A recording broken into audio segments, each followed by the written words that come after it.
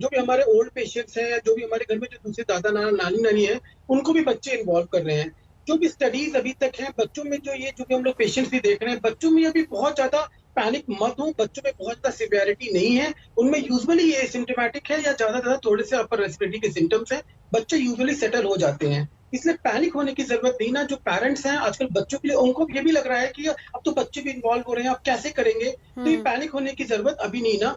एक सिंड्रोम है जो मल्टीपल, जो हम लोग इन्फ्लेमेटरी सिंड्रोम बच्चों में होता है, पर बहुत रेयरिटी है। वो बहुत एक या दो केसेस होते हैं जो सूरत में, एक दो जो केसेस देखे गए, वो कोई एक बहुत क्लासिकल फाइंडिंग वायरल की नहीं है। तो उसके लिए घबराएं मत, बच्चों को इतने घबराने की बात नहीं है। बिल्कुल डॉक्टर कौशल, देखिए ऐसे में ये भी देखा जा रहा है सबसे ज्यादा जो क्रिटिकल कंडीशंस होती है वो अचानक से एसिम्प्टोमेटिक कहीं ज्यादा लक्षण नजर नहीं आते लेकिन इफेक्ट वो ज्यादा हो रहा है। और दूसरी बात देखिए, आरटीपीसीआर में जब टेस्ट हम करवाते हैं, कई बार नेगेटिव आ रहा है, कई बार पॉजिटिव आ रहा है, सिटी स्कैन तक करवाना पड़ रहा है। तो ऐसे में बड़ा क्वेश्चन यहाँ पर यही आता है कि समझ में ही नहीं आ रहा है कि इलाज कहाँ से किस तरीके से शुरू किया जाए।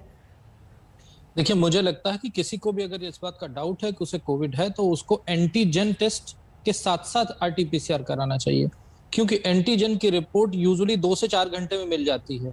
तो अगर वो पॉजिटिव है तो उसका ट्रीटमेंट पॉजिटिव की तरह शुरू हो जाना चाहिए। आरटीपीसीआर में आजकल मैं ये देख रहा हूँ कि बहुत सारे लोग क्लिनिकली कोविड हैं लेकिन उनका आरटीपीसीआर नेगेटिव आ रहा है। इसका ये मतलब हम इस पैंडेमिक में ये नहीं कह सकते वो नेगेटिव है।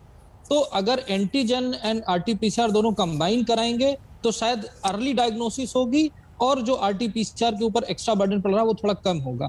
तो ये तो एक तरीका है जो मुझे लगता है सही होना चाहिए। पर जो बात सिस्टम को लेके हो रही थी, आप ये समझिए ना, जो सरकारें, सारे स्टेट गवर्नमेंट की सरकारों के बारे में बोल रहा हूं, अभी थोड़ी देर पहले आपने बताया था कि महाराष्ट्र में इस समय 70,000 केस आए हैं, आज हमारे यहाँ 25,000 केस है।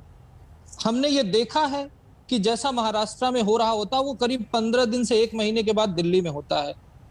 महाराष्ट्र में लॉकडाउन है, इतने दिन से लॉकडाउन, उसके बाद भी 70,000 केस आ रहे हैं। इसका ये मतलब मैं बताना चाह रहा हूं कि ये जो लॉकडाउन के ऊपर कोई पॉलिटिकल ईगो नहीं होनी चाहिए कि हमने 7 दिन बोला है तो 7 दिन होना चाहिए। हाँ। ये साइंटिफिक एंड नीड बेस्ड होना चाहिए। बिल्कुल। क्योंकि इसमें ये नहीं होना चाहिए कि मैंने चूंकि 1 हफ्ते बाद कहा था तो 1 हफ्ते बाद खत्म ही हो। ये डिसीजन नहीं होना चाहिए, सेंसिबल डिसीजन होना चाहिए। अगर केसेस राइज कर रहे हैं, मान लीजिए संडे को भी हमारे केसेस 70,000 पहुंचते हैं, तो मुझे नहीं लगता कि हमें मंडे को लॉकडाउन खत्म करना चाहिए। ये डिसीजन लॉजिकल होना चाहिए। और दूसरी बात, जो ऑक्सीजन और उसकी बात हो रही है, तो मैं ये बताना चाहूंगा कि जो भी बेड स्ट्रेंथ गवर्नमेंट डिसाइड करती है जी, तो किसी भी हॉस्पिटल में जब बेड स्ट्रेंथ होती है तो उसमें ऑक्सीजन उसका इंटीग्रल पार्ट होता है।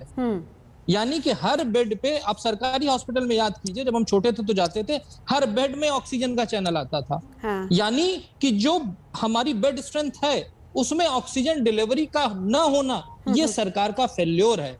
यानी कि आपने प्रॉपर होमवर्क करके हॉस्पिटल के बेड को क्लियर नहीं किया था।